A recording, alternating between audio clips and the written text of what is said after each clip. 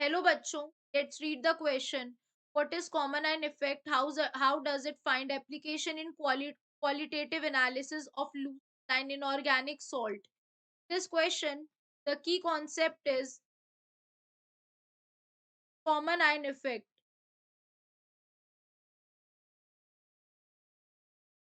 Basically common ion effect की अगर हम बात करें, it is an effect that suppresses ionization, basically suppresses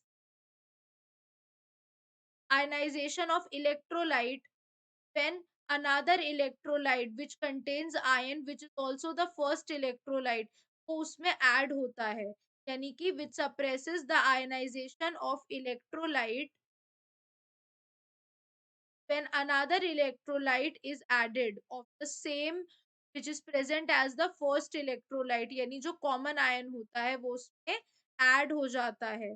ठीक है, it is considered to be the consequence of Le Chatelier principle. ये किसका कॉन्सिक्वेंस है? ली चैटलियर प्रिंसिपल का।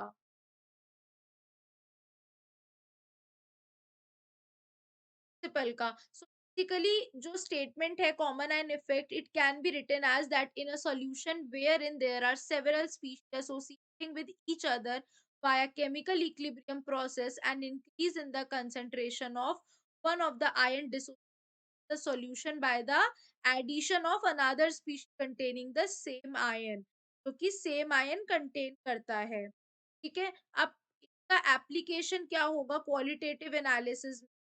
का जो इफेक्ट होता है ये क्या काम करता है? ये सप्रेस कर देता है। How, what, explain its application, you have to explain. तो it is considered to be the consequence of the Le Chatelier principle. ये इसका सबसे मतलब better application we can say salt analysis also, because it causes the reduction of solubility when adding like ions। तो अगर हम एक example देखते हैं NaCl का, which is added solution of HCl and water। तो अगर हम NaCl को ऐड करते हैं इसमें HCl में और वाटर में, तो द HCl और वाटर तो इक्विलिब्रियम में है। The products be H3O plus and Cl minus, यानी कि क्या होता है इसके कॉन्सिक्वेंसेस और इसका एप्लीकेशन कहाँ पर है? Because it is a consequence of Le Chatelier principal. You guys understand? Thank you.